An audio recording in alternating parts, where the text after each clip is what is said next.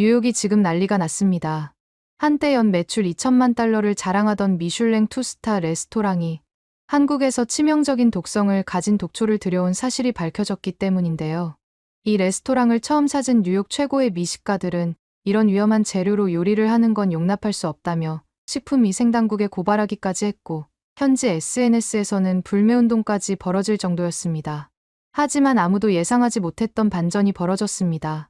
이 독초 요리는 단 하루 만에 미국 각지에 있는 미식가들을 사로잡았고, 이제는 3개월을 기다려도 예약조차 하기 힘든 뉴욕의 맛집이 되어버린 건데요.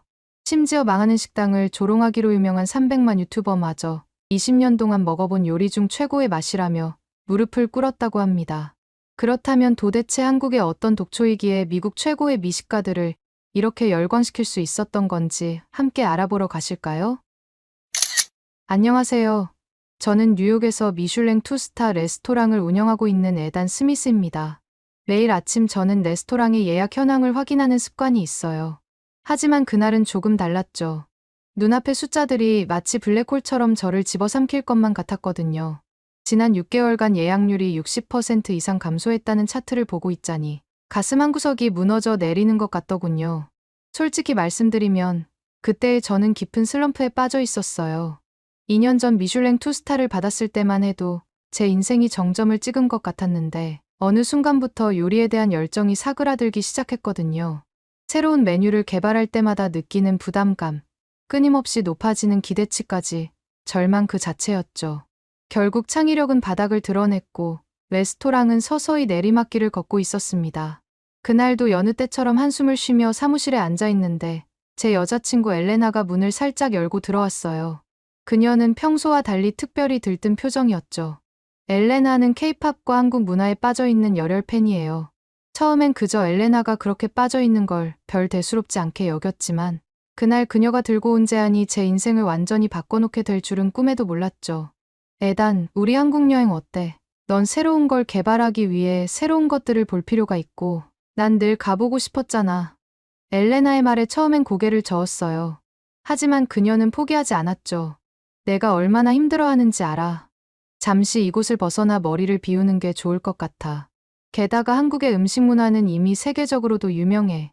분명 내게 새로운 영감을 줄 거야. 사실 그 순간에도 여전히 회의적이었어요. 하지만 매일 아침 레스토랑 매출 현황을 보며 한숨 쉬는 것보다는 나을 것 같았죠. 결국 레스토랑을 2주간 임시 휴업하기로 결정했어요. 어차피 예약도 많지 않았으니까요.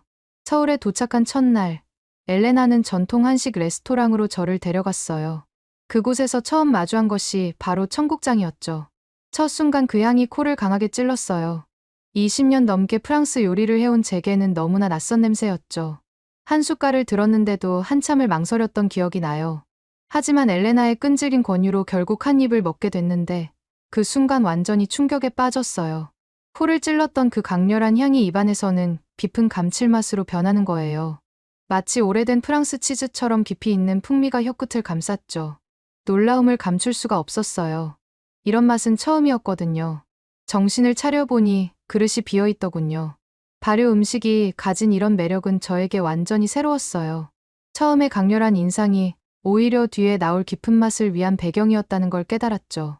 그때 처음으로 내가 한국에서 요리의 새로운 세계를 발견할 수도 있겠구나 하는 희망이 생겼어요. 다음 날 아침, 갑자기 엘레나가 짐 챙겨 우리 어디 좀 가봐야 해라고 하더군요. 미리 계획해둔 게 있다면서 저를 차에 태웠어요. 처음에는 서울 시내인 줄 알았는데 차가 계속 달리다 보니 고층 빌딩들이 점점 멀어지고 울창한 산들이 눈앞에 나타나기 시작했어요. 도대체 어디로 가는 거야? 제가 물었지만 엘레나는 그저 미소만 지을 뿐이었죠. 구불구불한 산길을 한참 올라가다 보니 어느새 차가 멈췄어요. 눈앞에는 고즈넉한 절이 있었죠. 여기가 어디야? 우리가 여기서 뭘 한다는 거야? 당황한 제 물음에 엘레나는 환하게 웃으며 대답했어요. 템플 스테이. 내가 미리 예약해뒀어. 처음 듣는 말이라 다시 물었죠. 그게 뭔데? 엘레나의 설명으로는 절에서 스님들의 일상을 체험하면서 마음의 평화를 찾는 프로그램이라고 하더군요. 순간 머리가 지끈거렸어요. 잠깐만. 그러니까 우리가 절에서 스님처럼 생활한다고. 사서 고생하자는 거야? 난 휴식이 필요한 거지. 수행이 필요한 게 아니라고. 바로 그때였어요. 절의 문이 열리며 한 스님이 나오셨는데 놀랍게도 유창한 영어로 저희를 반갑게 맞아주시는 거예요. 온화한 미소를 띤 스님의 모습에 왠지 모르게 마음이 편안해졌어요. 그렇게 저는 엘레나와 함께 얼떨결에 템플스테이의 첫걸음을 내딛게 됐죠. 그렇게 여러 일정을 마친 후 식사 시간이 되었는데 저는 충격을 받을 수밖에 없었습니다. 반찬들을 살펴보던 중 갑자기 갈색빛을 띤 나물이라고 하는 반찬이 눈에 들어왔거든요. 그걸 보고 저도 모르게 소리를 질렀고 순간 식당 안에 고요함이 깨지면서 모든 시선이 저를 향하더군요. 사실 그때 제가 소리를 지를 수밖에 없었던 이유가 있었습니다. 어렸을 때 할아버지 서재의 독초 도감에서 봤던 그 식물과 똑같아 보였거든요. 20년이 넘는 요리 경력 동안 한 번도 보지 못한 식재료였는데 손이 부들부들 떨리기 시작했죠. 게다가 주변을 둘러보니 모두들 그 반찬을 너무나 자연스럽게 드시고 계신 거 아니겠어요? 독초를 이렇게 당연히 먹다니. 이건 정말 위험한 상황 아닌가? 그때였어요. 제 맞은편에 앉아 계시던 스님이 저를 빤히 쳐다보시더니 살짝 미소를 지으며 잠깐 나와보시죠라고 말씀하시는 거예요. 그 순간 심장이 쿵하고 내려앉았어요. 혹시 내가 소리를 질러서 크게 혼나는 건 아닐까? 스님을 따라 식당을 나서자 어둠이 내린 절 뒷길로 발걸음을 옮기게 됐어요. 달빛만이 비치는 으슥한 길을 걸으면서 불안감은 더욱 커져갔죠. 이렇게 으슥한 곳으로 날 데려가서 대체 무슨 일을 하려는 거지? 걸음을 멈추려는 찰나 스님이 어떤 건물의 문을 여셨어요. 그 순간 밝은 불빛이 쏟아져 나왔고 눈앞에 펼쳐진 것은 깔끔하게 정돈된 사찰 주방이었어요. 요리를 담당하시는 다른 스님이 따뜻한 미소를 지으며 서 계셨죠. 저를 이끌어준 스님이 요리를 담당하시던 스님께 무언가 설명을 하더니 요리 과정을 직접 보여주겠다고 하시더군요. 고사리를 끓이고 물에 불리고 우려내는 과정을 통해 독성이 완전히 제거되는 과정을 하나하나 들을 수 있었죠. 음식은 자연이 주는 선물이에요. 조리는 자연과 조화를 배우는 과정이죠. 한결 마음이 놓인 저는 용기를 내어 제 이야기를 털어놓기 시작했어요. 사실 저는 뉴욕에서 꽤 유명한 셰프였어요. 하지만 지금은 레스토랑이 폐업 위기에 처했고 더 이상 새로운 아이디어도 떠오르지 않아요. 앞이 너무 막막할 따름입니다. 스님은 잠시 침묵하시더니 잔잔한 목소리로 말씀하셨어요. 돌이킬 수 없는 것에 슬퍼하기보다는 지금 만들 수 있는 변화를 바라보세요. 그 한마디가 제 마음 깊숙이 파고들었어요. 정말 그렇네요. 자꾸만 과거를 붙잡고 있었는데 뭔가 다시 해볼 수 있을 것 같은 기분이에요. 더 놀라웠던 건 그 다음이었어요. 스님이 한국에서는 고사리를 산에서 나는 소고기라고 부른다고 설명해 주셨거든요. 단백질이 풍부하고 식이섬유도 많아서 예로부터 귀한 산나물로 여겨졌다는 거예요. 정말 그렇게 영양가가 높나요? 라고 물었더니 스님은 고개를 끄덕이며 미소를 지으셨어요. 순간 머릿속에 번개가 스치듯 깨달음이 찾아왔어요. 이 고사리야말로 내 요리에 새로운 기회를 줄 수 있겠구나. 조금 전까지만 해도 독초라고 생각했던 고사리가 이제는 희망의 씨앗으로 보이기 시작했죠. 뉴욕으로 돌아온 후 저는 곧바로 고사리를 찾으러 다니기 시작했어요. 하지만 이게 생각보다 훨씬 더 어려운 일이었죠. 인근 지역의 주요 마트들을 하나도 빠짐없이 돌아다녔지만 고사리는 어디에도 없었거든요. 결국 차이나타운의 작은 아시안 마트들을 하나하나 찾아다니기 시작했죠. 며칠을 헤매다가 겨우 발견한 건 미국 남부에서 채취한 야생 고사리였어요. 그런데 이게 또 다른 문제였죠. 굵기도 제각각이고 어떤 건 너무 질겨서 도저히 요리에 사용할 수가 없었어요. 한국에서 맛봤던 그 부드러운 식감은 찾아볼 수도 없었죠. 실망스러운 마음으로 사무실에 앉아 있는데 문득 엘레나가 한 말이 떠올랐어요. 혹시 한인마트는 가봤어? 그래서 바로 찾아갔고 그곳에서 드디어 찾을 수 있었어요. 한국산 건고사리를 말이에요. 가격은 미국산의 3배 정도 했지만 품질은 비교도 할 수 없이 좋았죠. 한인마트 사장님은 제가 고사리를 자세히 살펴보는 모습을 신기하게 보시더니 말을 걸어오셨어요. 알고 보니 그분은 30년 넘게 한국 식재료를 수입해오신 분이었죠. 사장님께 제 계획을 말씀드리자 의외로 큰 관심을 보이시면서 안정적인 공급망까지 소개해 주시더라고요. 이제 재료는 구했지만 진짜 도전은 그때부터 시작이었어요. 고사리로 퓨전 요리를 만든다는 건 말처럼 쉽지 않았거든요. 처음에는 한국의 전통 조리법을 그대로 따라해보려 했는데 뭔가 부족했어요. 그렇다고 완전히 서양식으로 조리하자니 고사리 본연의 맛이 살지 않았죠. 수없이 많은 시도 끝에 첫 메뉴가 탄생했어요. 한밤중까지 이어진 실험 끝에 마침내 고사리 크림 파스타를 완성했죠. 고사리를 삶는 온도와 시간을 미세하게 조절하면서 식감을 찾아갔고, 마침내 부드러우면서도 쫄깃한 완벽한 밸런스를 찾아냈어요. 서양의 크림 소스와 동양의 고사리가 만나는 순간 이상하게 일이 잘 풀릴 것 같더군요. 이어서 고사리 리조또도 개발했고, 건강식을 찾는 손님들을 위한 고사리 샐러드까지 준비했죠. 첫날 직원들이 새로운 메뉴를 들고 홀로 나갈 때 그 긴장감이 아직도 생생해요. 하지만 곧 충격적인 반응들이 돌아왔죠. 이게 뭐예요? 질문에서부터 시작해서 일부 손님들은 아예 자리를 박차고 일어나기도 했어요. 저희 가게 단골이었던 월터 씨는 메뉴판을 보더니 고개를 절레절레 저으며 셰프가 초심을 잃었다는 말만 남기고 떠났죠. 가장 큰 위기는 그로부터 며칠 뒤에 찾아왔어요. 대형 로펌 출신으로 알려진 손님이 크림 파스타를 주문했다가 첫 입도 되기 전에 직원의 설명을 듣다가 갑자기 자리에서 벌떡 일어났거든요. 잠깐, 방금 직원분께서 고사리라고 했나요? 그의 날카로운 목소리에 식당 안이 순식간에 조용해졌죠. 그는 휴대폰을 꺼내들며 위생당국 번호를 누르기 시작했어요. 제가 어릴 적 할아버지께서 고사리는 맹독성 식물이라고 하셨어요. 지금 당장 이 식당을 고발하겠습니다. 주변 테이블의 손님들이 하나둘 자리를 피하기 시작했고, 누군가는 이미 SNS에 글을 올리고 있었어요.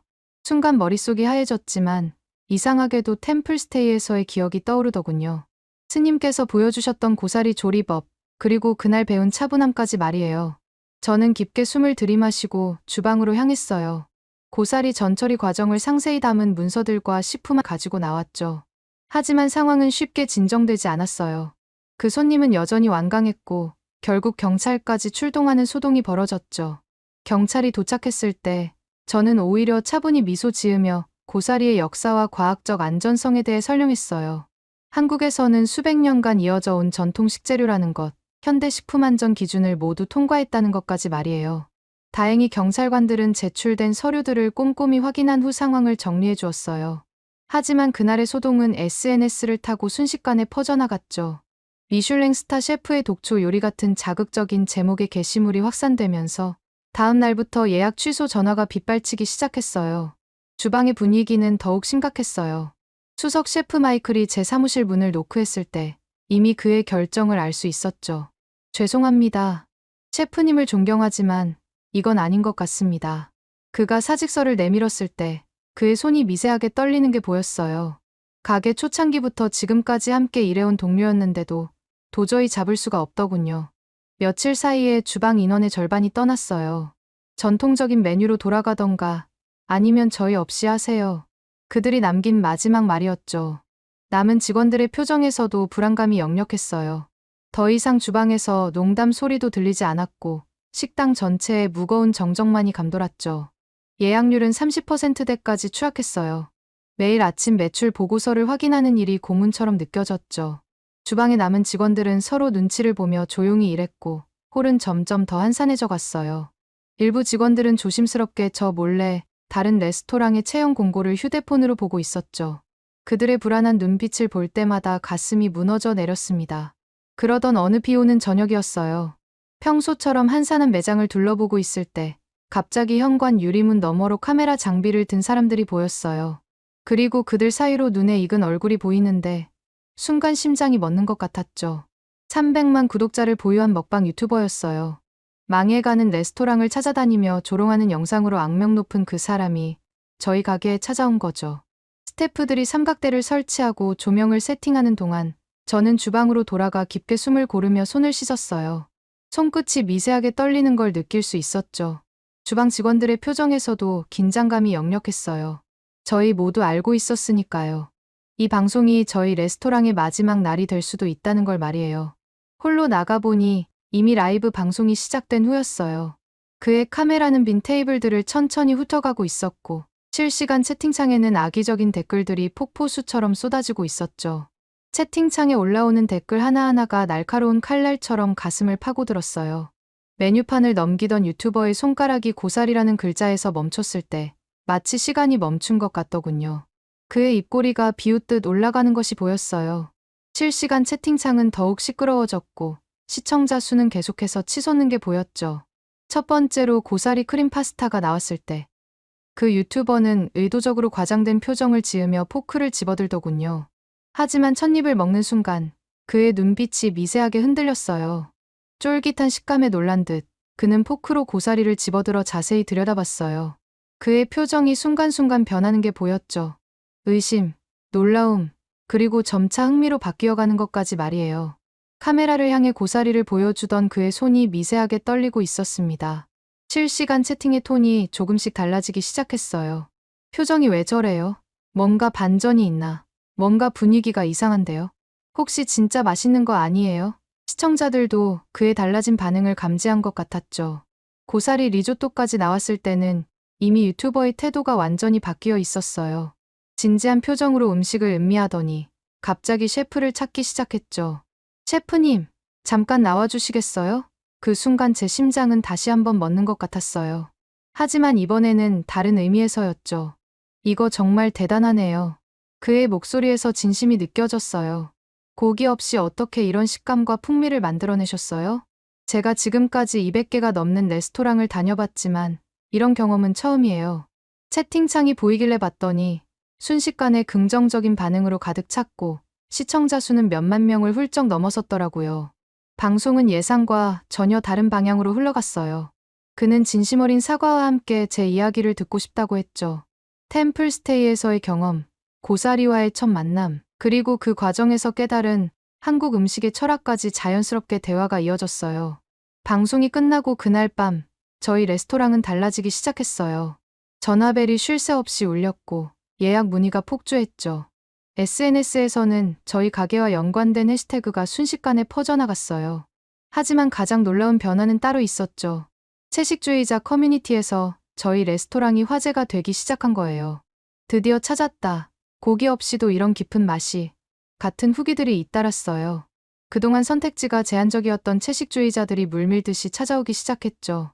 한 유명 비건 인플루언서는 자신의 팔로워 50만 명에게 뉴욕 최고의 비건 프렌치 퓨전이라고 소개했어요. 그녀가 고사리 리조또를 먹으며 눈물을 글썽이는 영상이 엄청나게 화제됐죠.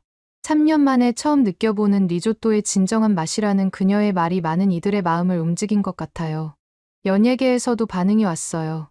브로드웨이 배우들이 공연 후에 들르기 시작했고 몇몇 할리우드 스타들의 트레이너가 연락을 해왔죠. 고단백 저칼로리의 완벽한 조화라고 들었습니다. 촬영 중인 배우들 식단에 추천하고 싶은데요. 주방도 새로운 도전에 직면했어요. 갑자기 늘어난 주문을 감당하기 위해 고사리 전처리 시스템을 완전히 새로 구축해야 했죠. 한인마트 사장님과는 매일같이 통화를 했고 결국 한국의 고사리 농가와 직거래 계약까지 맺게 됐어요. 이제 뉴욕에서 제일 큰 고사리 거래처가 되시겠네요 라며 사장님이 웃으시더군요. 그러던 어느 날 아침이었어요. 평소처럼 리뷰들을 확인하는데 유독 눈에 들어오는 글이 있었어요. 사장님께 꼭 하고 싶은 말이 있습니다로 시작하는 긴 리뷰였죠. 별점도 없이 올라온 그 글을 보는 순간 가슴이 두근거리는 걸 느꼈습니다. 리뷰는 7살 딸아이와 함께 방문했던 손님의 이야기였어요. 7살 딸아이와 함께 오는 손님이라는 문장을 보자마자 저는 매주 2번씩 항상 조용한 구석자리에 위치한 같은 자리에 앉아있던 가족이 생각났습니다. 야위어 보이던 아이 때문에 인상 깊었던 손님이었거든요.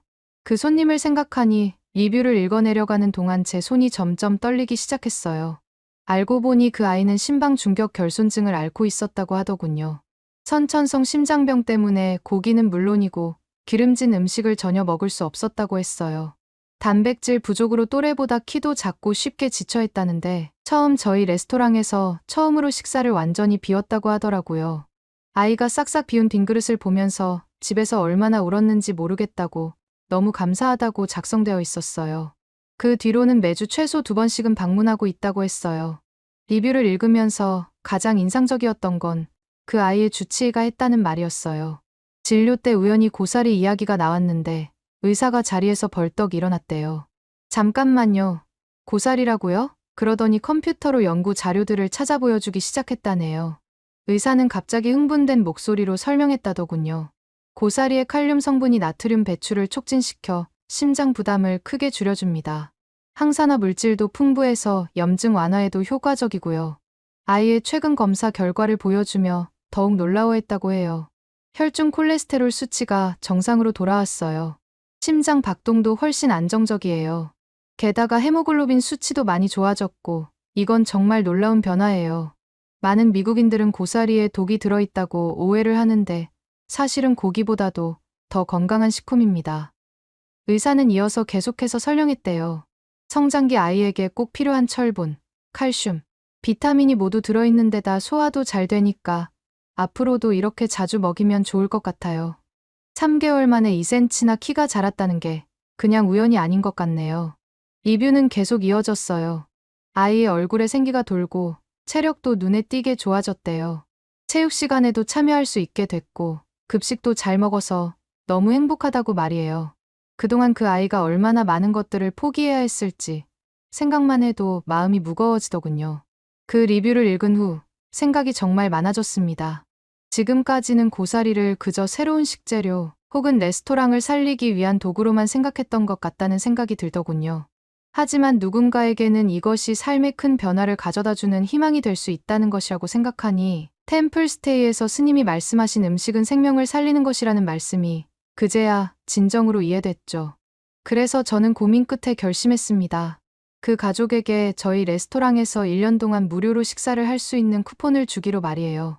그리고 다음 날부터는 메뉴 개발에 더욱 몰두했어요. 고사리의 영양학적 가치를 최대한 살리면서도 맛있게 먹을 수 있는 방법을 연구했죠. 미슐랭 스타를 위한 요리가 아닌 누군가의 건강과 행복을 위한 요리의 차이가 이렇게 클 줄은 몰랐어요. 한 달 뒤 뜻밖의 소식이 들려왔어요. 뉴욕타임스의 음식 칼럼에서 저희 레스토랑을 다루고 싶다고 연락이 온 거예요. 건강식계의 새로운 패러다임이라는 주제로요. 칼럼니스트는 특히 고사리 요리가 가진 영양학적 가치와 맛의 조화에 주목했더군요. 그러던 중 놀라운 일이 있었어요. 처음에 떠났던 직원들이 하나둘 돌아오기 시작한 거예요. 수석 셰프였던 마이클이 먼저 찾아왔죠. 셰프님, 제가 너무 성급했던 것 같습니다. 다시 한번 기회를 주시겠습니까? 마이클의 눈빛에서 진심이 느껴졌습니다. 주방의 분위기도 완전히 달라졌어요. 이제는 매일 아침 고사리를 다듬으며 시작하는 미팅이 일과가 됐죠. 한국 식재료의 특성을 이해하고 새로운 조리법을 연구하는 과정이 우리 모두에게 새로운 도전이 됐어요. 프랑스 요리의 기본을 지키면서도 한국 식재료의 특성을 살리는 방법까지 그 균형을 찾아가는 과정이 즐거웠죠. 레스토랑 자체에도 작은 변화들이 생겼는데요. 메뉴판 한쪽에 건강 정보를 추가했고 매주 수요일에는 심장병 환자들을 위한 특별 코스도 준비하기 시작했죠. 예약할 때 건강 상태를 미리 체크하고 그에 맞는 맞춤형 코스를 제안하는 시스템도 도입 예정이랍니다. 며칠 전에는 그 아이가 다시 찾아왔어요. 이번에는 가족뿐만 아니라 친구들까지도 함께였죠. 생일 파티를 위해 레스토랑을 찾아줬다고 해요. 해맑게 웃는 아이들의 모습을 보면서 문득 깨달았어요. 요리의 진정한 가치는 어쩌면 음식을 통해 누군가의 삶에 의미 있는 변화를 만들어내는 것에 있다는 사실 말이에요. 그것이야말로 제가 요리를 시작했던 진짜 이유가 아니었을까요? 혹시 한국에 계신 분들 중에 고사리로 또 다른 요리를 해 드시는 분들도 계실까요? 알려주시면 참고해서 또 메뉴를 개발해 보겠습니다. 오늘의 사연은 어떠셨나요? 오늘의 사연이 마음에 드셨다면 좋아요만 한번 눌러주세요. 1초밖에 안 걸리지만 좋아요를 한번 눌러주시면 더 좋은 사연을 소개해드리는데 큰 힘이 된답니다. 긴 영상 시청해주셔서 감사합니다. 오늘도 행복한 하루 보내세요.